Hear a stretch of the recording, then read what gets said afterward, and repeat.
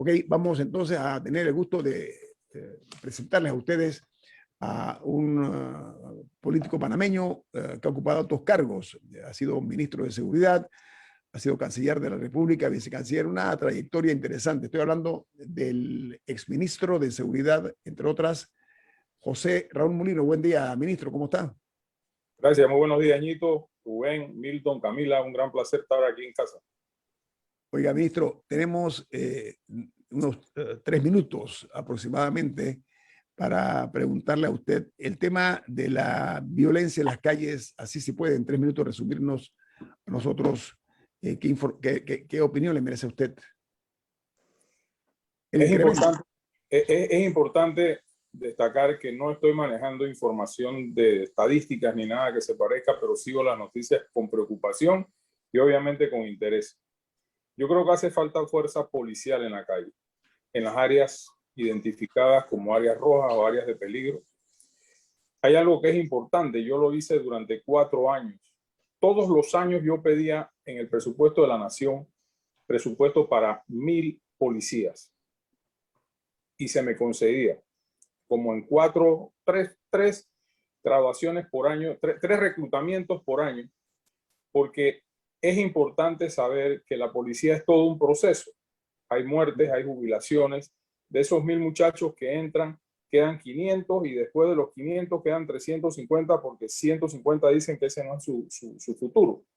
Y estamos siempre en un déficit, ¿no? Yo siempre decía que hay que ver cuando el vaso está medio lleno y medio vacío. Sin embargo, hay otra cosa que me preocupa, porque por información que me han hecho llegar y que ojalá no sea cierta, se está retirando unidades del Senafrón para cuidar acá en áreas de la ciudad. Eso es negativo, pienso yo, porque costó lágrimas, sudor y sangre volver a reforzar la frontera con Colombia y expulsar de ahí el antiguo Frente 57 de la FARC, que ocupaba el 26% de nuestro territorio panameño. Y en la medida en que tú en puestos claves en Darién, como La Peñita, Peña Blanca, Jaque, disminuyas el número de unidades por ponerlas a patrullar en Panamá, está descuidando una frontera que hoy día es mucho más agresiva por razón del tráfico humanitario que ahí se da vinculado a toda suerte de delitos. Creo que es importante retomar, si es que no se retoma, el tema de la estadística criminal, porque es la única manera de identificar en qué punto de la ciudad de Panamá, que es el centro más importante y neurálgico de la seguridad ciudadana, se está llevando a cabo actividades delictivas para reforzar la vigilancia desde todo punto de vista. Las cámaras definitivamente ayudan muchísimo. Ese es un auxiliar y una herramienta de gran apoyo a la Policía Nacional para el seguimiento y la prevención del delito. El hecho de que los delincuentes sepan que hay cámaras, se cuidan un poco más, ¿no? Bueno, ministro José Raúl Mulino, permítame, voy a un corte comercial. Viene más aquí en Info Análisis, un programa para la gente inteligente. Bueno, continuamos aquí platicando con el exministro de Seguridad, José Raúl Mulino. Camila.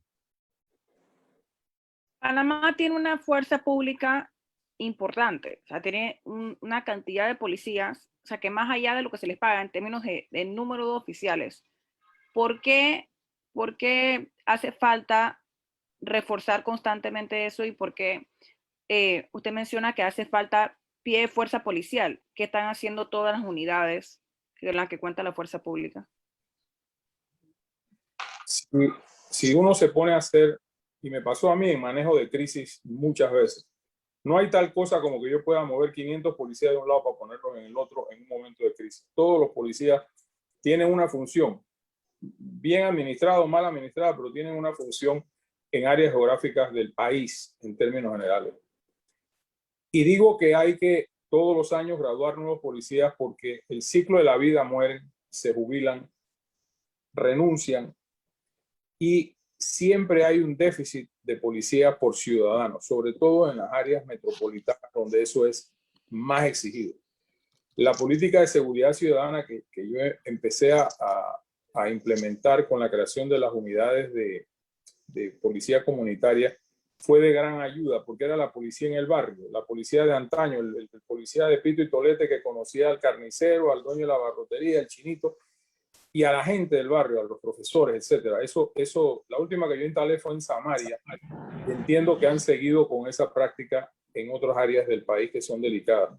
Pero la policía no es un ente estático, la policía es un ente que cambia todos los años, día a día, la dinámica de su membresía, por decirlo de alguna manera. Milton. Sí, señor ministro Mulino, ministro de Gobierno y ministro de Seguridad y anteriormente ministro de Relaciones Exteriores. Una de las características de la naturaleza del Estado es el monopolio de la fuerza. Nosotros cuando nos organizamos en sociedad y a nivel del Estado-Nación, delegamos ese monopolio de la fuerza en el Estado y este se expresa en las fuerzas de policía y en las fuerzas armadas. Ese monopolio de la fuerza para que sirva a los intereses de una sociedad libre y democrática, particularmente, tiene que estar subordinado al poder civil. Y eso se busca siempre, ¿no? Que haya una subordinación al poder civil para garantizar ese propósito. Y una de los elementos que contribuye a la subordinación al poder civil y a la neutralidad de esa fuerza es la no injerencia en los temas políticos. Entonces, la Constitución nuestra prohíbe que los integrantes de la fuerza pública y las instituciones o las instituciones armadas se pronuncien en temas políticos. Y ahora la pregunta es si eso solo se refiere a la política doméstica y la Policía Nacional puede hacer manifestaciones de política exterior.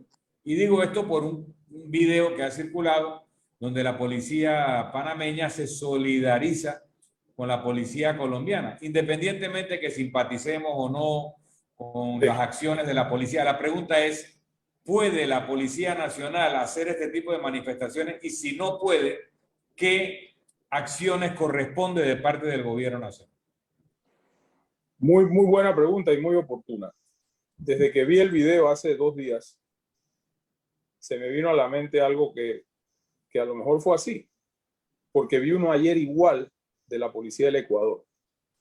Ayer yo vi un video en las redes es más o menos con el mismo mensaje de la policía de Ecuador, solidarizándose con la policía de Colombia en los momentos críticos que vive Colombia desde hace un mes para acá.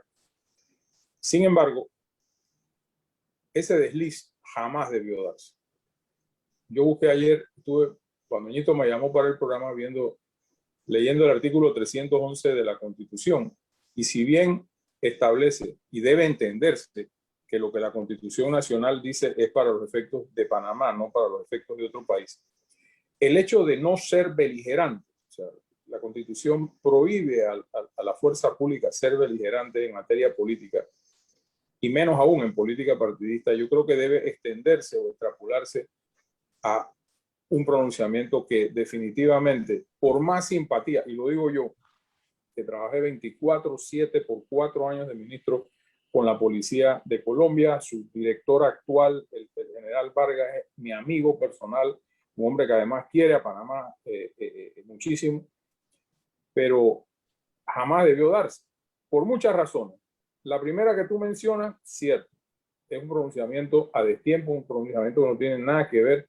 Y segundo, carece, a mi juicio, de un análisis de la crisis que tiene Colombia. La crisis de Colombia en este momento, como han explicado propios y extraños, no es una crisis nada más de orden público. Es una crisis con implicaciones de organismos militares, ex-FARC, ELN, carteles de droga, influencia de otros países dentro de la dinámica de las manifestaciones, independientemente de que ese es un problema político de Colombia. Colombia tiene un problema político que se está expresando en las calles, no importa de dónde venga, es un problema político y yo creo que nosotros no hicimos bien, y lo digo como alguien que respeta y aprecia institucionalmente a la Policía Nacional, porque fui su jefe, para nuestro país, porque toca muchas aristas. O sea, la crisis de Colombia es una crisis dimensional. Exactamente, multidimensional, para usar la palabra de moda. Y no Ministro, creo que fue acertado, y obviamente yo creo que eso no podía tener el visto bueno de los jefes, el ministro, el jefe de la policía o la Cancillería de Panamá, porque al final el camino pega en política exterior, que es competencia exclusiva de la Cancillería de Panamá. ministro, a ver, no acostumbro a especular. Yo me guío, además de por los sentidos, por lo que veo. Pruebas irrefutables están en los videos, muchos videos que se filmaron, de la brutal acción policial de la policía colombiana, una serie de excesos, excesiva uso de la fuerza. Hablé de que hoy es un escándalo que se utilizó tanto en el 2020, cuando se dieron las primeras protestas, hasta en este momento, la figura esa de unos tanques que tienen estos cohetes que le llaman Venom, que son para utilizar en áreas de combate, no son para utilizar en áreas citadinas o en las ciudades como Cali, etcétera, donde se estaban registrando estos movimientos. Pero me gustaría, usted que fue canciller, además ministro de Seguridad, así que usted tiene muy claros los conceptos. Por una parte, le está prohibido a la policía hacerlo individual o colectivamente, pronunciarse en cosas como estas. Hablo desde el punto de vista de la Constitución, constitucionalmente está prohibido. En pocas palabras, esto es un acto inconstitucional. Uno. La otra, en opinión de no pocos juristas importantes, reconocidos, y de varios políticos también muy serios, están diciendo que se ha afectado incluso al meterse en el territorio de la diplomacia, de las relaciones exteriores, de las relaciones internacionales. Desde su perspectiva como ex canciller, usted ve, y como ministro de Seguridad, usted ve que en ambos territorios se incursionó en forma inapropiada. Definitivamente, yo creo que fue un despropósito hacer esto, de que pega e incide en un tema de política exterior, en la relación bilateral con Colombia, por supuesto. A lo mejor no hay ningún pronunciamiento de Colombia porque fue un espaldarazo a la policía de su país y dirán ellos bienvenido sea, ¿no? Pero ya te digo, vi lo mismo en Ecuador. Ecuador y Panamá son países límites o limítrofes con Colombia. O sea que a lo mejor es una llamada de algún amigo, oye, ayuden, denos un espaldarazo que estamos fregados, nos están dando palo por todas las esquinas, la prensa internacional, los organismos internacionales, etcétera. Y debo pensar, o quiero pensar, de que eso fue así motivado. Yo no creo que haya pasado esto por el tamiz de un análisis del ministro o de la Cancillería en función de si era bueno o malo sacar un comercial o un video de esta naturaleza. Ahora, eso lo hace más problemático porque primero por la falta de criterio para aprobar el video, que también tiene una producción que se nota que tiene recursos. Sí, eso no es barato. Eso no es YouTube. Así que claramente no fue improvisado, incluye hasta un dron. Sí. Pero además también implica, o sea, el hecho de que, como usted dice, lo más probable es que no se involucró a estas entidades, significa que la Policía Nacional, o sea, tomó esta decisión sin contemplar que está subordinada al Ejecutivo. O sea, no podía decidir apoyar a un organismo externo por encima de la Cancillería de Panamá. Por supuesto que no. Rubén, Estoy completamente de acuerdo contigo. O sea, era una cosa que, vamos a suponer en gracia de discusión y de buena fe, que se hubiera dado la solicitud de la Policía de Colombia para el apoyo mediático. Eso tenía que consultarse con los superiores, por lo menos los superiores inmediatos de la Policía Nacional, su jefe, su director general, y de ahí al ministro, y obviamente por la implicación de política exterior, si alguien los asesora, tenían que hablarlo con la Cancillería. Por eso creo que esto fue, comparto sí que es una producción que cuesta dinero, no sé cuánto, pero cuesta dinero, que no es pagada por el oficial que habla ahí, definitivamente. Eso viene, a lo mejor hicieron una vaca o salió del presupuesto de la policía, no lo sé. Pero el motivo de ese video no puede tolerarse alegremente o dejarlo pasar como si nada pasó, porque así empiezan las cosas. ¿Y caben sanciones? Pueden ser sanciones disciplinarias de acuerdo al reglamento. Esos oficiales pueden ser llevados a la RP y a lo mejor le imponen algún tipo de sanciones. Yo no creo que hayan incurrido en un delito, pero sí en sanciones disciplinarias a lo interno de la institución, que ojalá la apliquen, porque estas cosas no, y te reitero, lo digo con mucha lástima porque yo aprecio institucionalmente esa institución y sé de las peripecias en las buenas y en las malas que siempre pasan. y me preocupé muchísimo cuando lo vi, ciertamente, porque yo sabía el efecto que iba a tener. O sea, Son las 8 de la mañana, ministro Molino, son las 8 de la mañana, tengo un corte comercial. Al regreso, Rubén Murgas tiene una pregunta para usted. Viene más aquí en Info Análisis, un programa para la gente inteligente. Rubén, continúe con la pregunta. Bien, yo quisiera decir que lo que no es que me preocupa el video de la policía, me preocupa el silencio del ejecutivo, que no proteste, que no llame la atención, que no meta un cafá, algo, y no, porque en Panamá hay demasiada sensibilidad con ese tema de la policía cuando se mete en temas que no le corresponden. Entonces, aquí hay ministro, aquí hay presidente de la República, aquí hay vicepresidente. ¿Qué nos pasa? Que dejamos pasar estos goles, que son peligrosos, son peligrosos. Y entonces, aquí ya no hay que llamarle la atención a la policía, sino al que tiene que llamarle la atención a la policía. Coincido. Ministro. Yo creo que ese silencio es estridente. Ruidoso. Mucho ruido. Ruidoso, está exacto. Digo. Tienes razón, Rubén. Yo creo que estas son cosas que por ahí empiezan los desafueros y por ahí se va descarrilando esa sumisión o esa obediencia que tiene que haber o ese control que tiene que haber del poder civil, del gobierno nacional democráticamente electo sobre una institución policial. Yo creo que eso jamás, independientemente de la simpatía que pueda haber, jamás se puede permitir sobre pretexto de que ya lo pasaron, eso no fue nada, no, mira que no pasó nada, no, sí pasó. Yo creo que son cosas que, reitero, no dicen bien de la actual situación que vive el país, que vive el gobierno y de la ausencia de gobierno que en términos no tan figurativos estamos teniendo en este país. Ahora, y déjeme decirle, ministro Molino, que hay cosas que se están haciendo bien. El proceso de vacunación. Yo ayer Sin duda alguna. No, sin duda alguna. A vacunarme y vi la vinculación de todas las autoridades para que los que íbamos a vacunar nos sintiéramos bien atendidos. Daban café, daban galletas, daban botellas de agua, una atención increíble. Y entonces nosotros cuando lo queremos hacer, lo hacemos bien. Entonces, sí. Y se vincularon todas las autoridades, hasta los representantes del corregimiento aprovechan esta crisis para estar cerca de sus electores. Entonces, nosotros cuando queremos, hacemos las cosas bien. Una consulta, ministro. ¿Cómo se dan qué tipo de filtros existen dentro de la policía para evaluar el comportamiento de sus unidades y posibles vínculos, no solamente con delincuencia organizada, sino también que podrían tener tendencia hacia cometer actos violentos? En las últimas semanas han surgido varios casos, y en el pasado también los ha habido, de policías involucrados en actos de violencia, particularmente contra mujeres.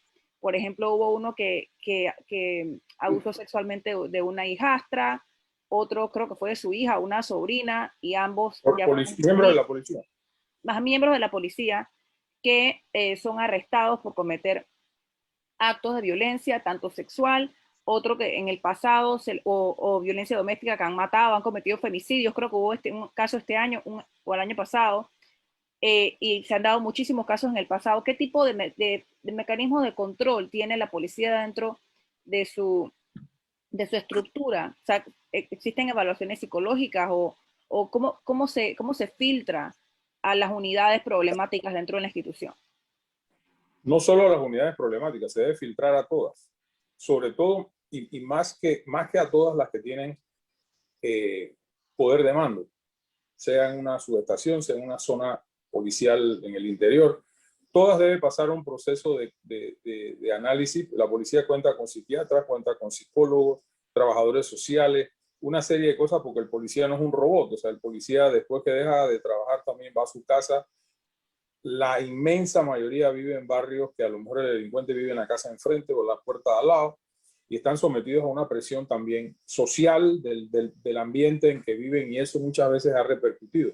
hay procesos que se hacían, yo no sé si se hacen, que en inglés se llaman vetting, que es una investigación de confiabilidad en las unidades.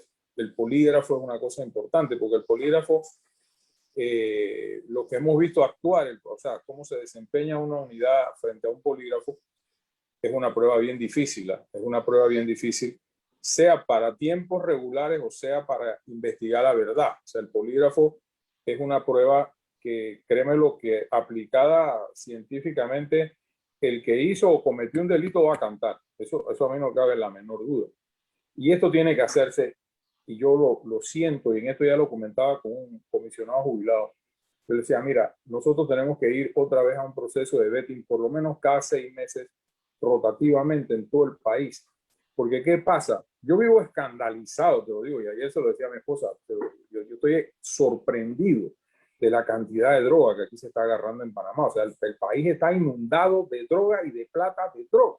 Aquí ya no sorprende, cualquier día son 2.000 paquetes, 1.500 paquetes, 2,5 toneladas. Y las cifras que reportaron en estos días, que en el primer cuatrimestre del año ya sobrepasó lo que incautaron el año pasado. Si eso no es una alerta roja en las entidades de seguridad del país, sobre todo en el Ministerio de Seguridad, para ver qué está sucediendo y por dónde se filtran, imagínate lo que puede estar pasando, reitero, y no me aburro de decirlo, en las zonas costeras. No, y decomisos sin detenidos, porque encuentran, porque a veces ellos plantan droga para que la encuentren y en verdad lo que están traficando son cantidades mucho mayores por otro lado. Alguien dijo por ahí que lo que se está agarrando es el 30%. En mi tiempo se calculaba alrededor del 10%. O sea, si hemos subido del 10 al 30%, ¿cuánta droga, cuánta cocaína? Porque es básicamente cocaína. Marihuana ya es mucho menor escala, pero cocaína. Además de que uno está viendo la evolución del crimen, del delito, pues en Panamá, el delito violento, la forma como asaltan en una gasolinera, la forma como matan en las carreteras, paran un carro, le meten 4 tiros a la persona que va, lo que pasó en el corredor norte, en el corredor sur la semana pasada, que hubo un tranque como por 7 horas, no me preguntes por qué, pero 7 horas por un carro de una señora que a ojos vistas fue un tumbe, que la venían siguiendo desde Tocumen y la pararon en el peor lugar para la convivencia ciudadana, producto del tranque que produjo. O sea, se están dando muchas luces rojas en torno a la situación delincuencial originada por drogas. Y yo creo que tanto el ministro Pino como el jefe de la policía, todo el mundo coincide. Colón es un territorio perdido. Y escuchaba yo con muy buen tino explicar, creo que fue al director Medina ayer, en una entrevista, de que lo peligroso aquí es lo que ha sucedido, que pase lo que ha sucedido en México, que las bandas criminales dominen territorio, controlen autoridad. Y eso es lo que a mí me preocupa en Colón, sobre todo Colón, que es un lugar peligrosísimo y es un lugar en donde se nota claramente que no hay autoridad, que hay jurisdicciones o territorios dentro de la provincia de Colón, sobre todo más las costas y los barrios calientes de Colón, en donde simple y sencillamente no está llegando la seguridad ciudadana. Y no se trata de hacer como hacía Varela, de meter 3.000, 4.000, 5.000 unidades en Colón. Yo no creo en eso, porque si tú metes 3.000 unidades en Colón, le estás quitando 3.000 unidades al resto del país. No hay 3.000 policías debajo de varios palos esperando a que los llamen, a que vayan a trabajar. Toda la policía está utilizada en este país. Entonces, yo sí creo que la situación de drogas que estamos viviendo va para mal. Este país se está saliendo de madre, como decimos en el tema del narcotráfico, y ya está implicando eso, crímenes violentos de alta magnitud, de alto impacto en la ciudadanía. Eso es muy, muy, muy peligroso. Yo no sé por dónde andan los índices de homicidios, pero no, este año podríamos superar los 500 homicidios, por cómo van los números. Lo triste de esto, ministro, es que los verdaderos dueños de la droga han aprendido muy rápido. Y ellos nunca tocan la droga. Ellos siempre usan a gente que va a caer y le pagan para que caigan y eso pareciera que las autoridades de Panamá no entienden eso, porque los que cogen con droga son muchas veces son simulados para que los capturen, ¿Por Claro. qué? Porque están desviando la droga por otros lugares. Entonces, eso es lo triste de lo que está pasando. Así es. Porque es escandalosamente alta las capturas de drogas que hay en Panamá. Yo Ahora, ministro, estoy muy asustado con eso. sí, ministro, Muy en la lucha esta contra la droga, en esta lucha no puede haber paréntesis. Y yo creo que tiene que ser frontal, no puede haber dobleces, no puede mostrarse debilidad, porque la droga es una de las industrias más poderosas del mundo, como es un hecho ya conocido. Y reitero, estoy de acuerdo con su preocupación del incremento tanto de las cantidades de drogas que son capturadas por una parte y por la otra, de los crímenes, los homicidios que se están dando con relación exactamente, aparentemente o supuestamente por temas de las drogas. Entonces esa preocupación suya, ministro, también es de nosotros como ciudadanos. Estoy seguro la ciudadanía está muy consciente de eso porque todos los días en los medios impresos que le llaman amarillistas, los tabloides, están manchados de sangre de panameños que pierden la vida supuestamente por casos vinculados al narcotráfico. Ministro José Raúl Mulino, oiga, usted ha sido muy amable en acompañarnos esta mañana. Te comento solamente algo. Yo creo que aquí hay que tomar decisiones heroicas en sitios como la provincia de Colón. Y te voy a lanzar una idea muy emborrador. Colón hay que pasarla por un tamiz de inteligencia con apoyo si es necesario y creo que va a ser necesario de países amigos que han pasado por esto. Colombia es uno, que necesitamos limpiar Colón.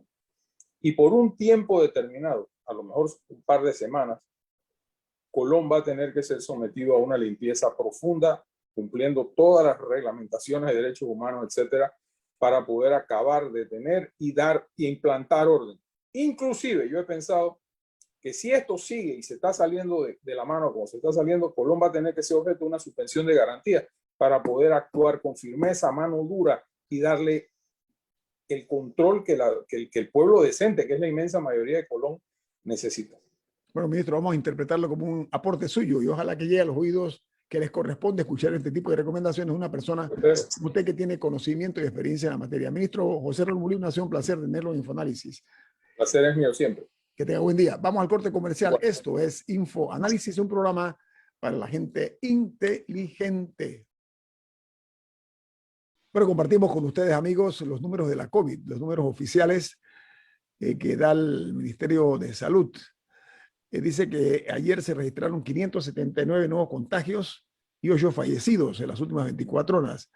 Los números en su totalidad son 372.800 casos de COVID-19 y 6.314 muertos, los que se registran. Pero yo quiero dar una buena noticia hacia el interior de la República porque la vacunación contra este patógeno ya está llegando al interior y se ha establecido una estrategia que yo saludo de la siguiente manera. La AIG dio a conocer una serie de fechas para la vacunación con la AstraZeneca, que ya se comprobó que tiene una efectividad del 90%, ya oficialmente lo ha dicho la OMS y otros organismos científicos, 90% de efectividad de AstraZeneca.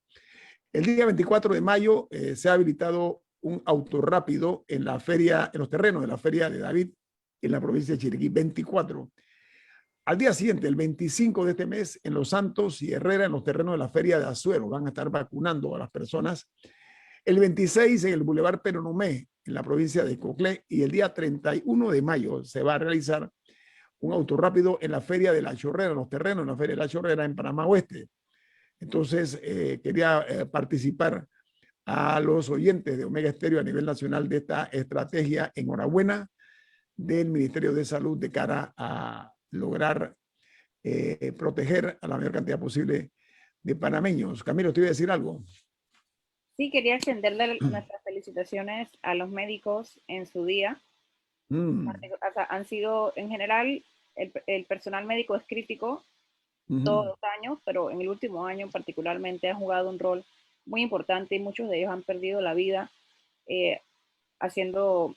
cumpliendo sus funciones. Así que feliz día al médico a todos los médicos del país. Yo deseo sumarme a esa felicitación. Tengo un hermano médico y muchos amigos que han dedicado su vida a esta carrera. algunos ya jubilándose en la carrera de médicos. Así que muy agradecidos por los servicios a la humanidad y felicidades en su día. Sí, vale la pena hacerlo. Yo tengo una sobrina, mi sobrina es doctora en medicina, ella es intensivista, imagínate, Milton, intensivista, una joven mujer doctora en medicina. Amigos personales míos que son médicos, yo creo que sí, es merecido el felicitarlos, sobre todo por la cuota de riesgo de su vida que han hecho en esta lucha contra la COVID-19. Hay una noticia que señala que la Caja de Seguro Social, hablando de eso, ayer tuvimos al subdirector general aquí, al doctor Francisco Bustamante, y unos colegas míos me felicitaron ayer por, dice, ustedes son un programa de 1 hora de análisis donde tuvieron un expresidente con el subdirector de la Caja de Seguro Social. Sí, eso es cierto, pero me dijeron que era una cosa inusual. Así que me siento muy satisfecho de eso. Pero iba a decirles que la Caja de Seguro Social, hay información que en los últimos 3 años ha utilizado más de 805 millones de dólares de sus reservas. Dice que el año pasado decidió recurrir por a inversiones a corto plazo, que son las que menos plazo rinden, y que dicen los especialistas que deben haber recurrido a inversiones a largo plazo, donde recibe mayor rendimiento. Lo conveniente aquí sería lo propio en aras de cumplir con las leyes de transparencia que informen en detalle, de manera pormenorizada, en qué se utilizaron estos 805 millones de dólares en los últimos 3 años. No sé ustedes qué opinan, Milton, Rubén y Camila. ¿De qué fueron los 805? Que el modelo piramidal ha hecho crisis. Tenemos que revisar, porque somos víctimas del éxito de que ha aumentado la longevidad en la población. Cuando se diseñó el sistema de seguridad social en Panamá, por allá por los años 40, tal vez en los 30, con aplicación en los 40, casi todo el segmento femenino de la población no era considerada trabajadora, porque básicamente hacían labores domésticas que en ese tiempo no se reconocían como trabajo.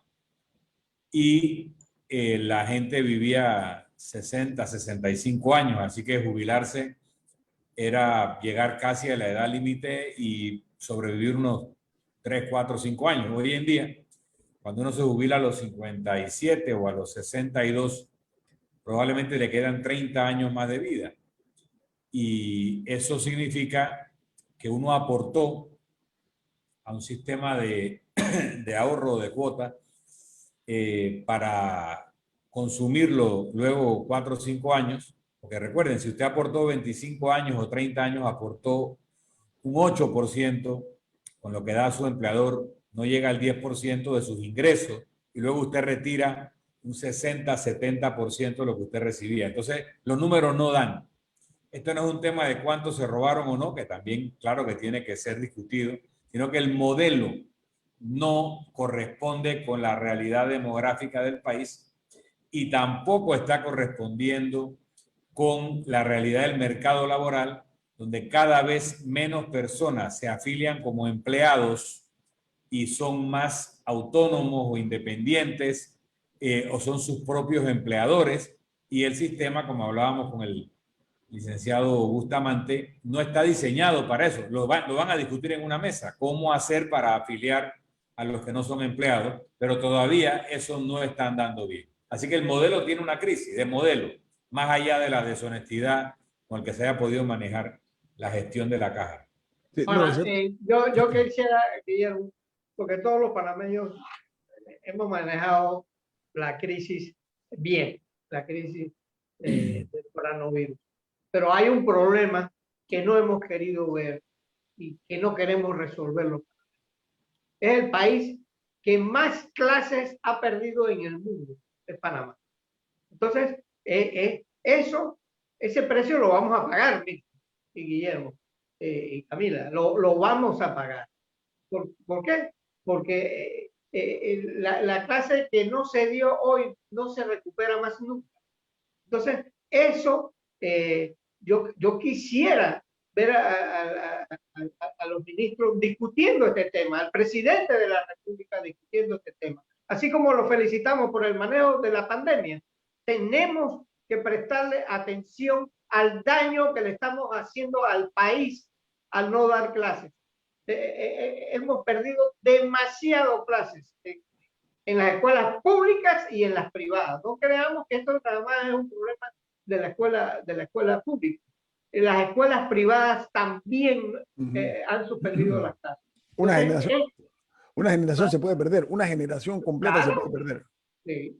Okay, y no hay nadie, no hay un ministro, no hay un viceministro, no hay nadie que toque este tema. A mí me duele, me duele. Yo soy maestro de escuela graduado y yo sé el daño que esto hace cuando se pierde un día de clase. Claro, oiga, en unos 10 días deben empezar las clases semipresenciales en un número limitado de escuelas, que hay, que ver si con los repuntes que hay en ciertas provincias, si esa lista de escuelas se modifica o si se agregan otras. No he escuchado comunicación del Meduca al respecto, porque por ejemplo en Coclé, en Chiriquí, que están viendo un alto número de contagios, o por lo menos creciente, no he escuchado nada sobre si en esas dos provincias se modificará el itinerario ni nada parecido. Yo creo que Estados Unidos con todos sus problemas no perdió clases, los niños no han perdido clases en Estados Unidos. Pero ¿por qué nosotros no adoptamos métodos para garantizar la salud de los niños? Eso a mí me duele, me duele. Sí, Rubén, pero yo creo que también hay que ser muy prudentes en el manejo de este tema porque hay que mirar ejemplos. En Argentina hubo una agria disputa entre el presidente de la República y el alcalde de Buenos Aires sobre el tema casualmente de las clases presenciales. ¿Y sabes qué? A los días hubo un incremento en los casos y ya lo demás lo conocemos. Argentina ayer se cerró por 9 días. Lo que quiero decir con esto es que tenemos que manejarnos en ese aspecto con mucho cuidado porque no se le ha ganado la guerra todavía a este patógeno. No está todavía vencido, ni en Panamá ni en ningún lugar del mundo. Así que yo nada más lo quiero advertir en una forma sana, sin ánimo de venderme como si fuera un chamán que puedo ver el futuro. Nada más la prudencia siempre es conveniente en cualquier actividad.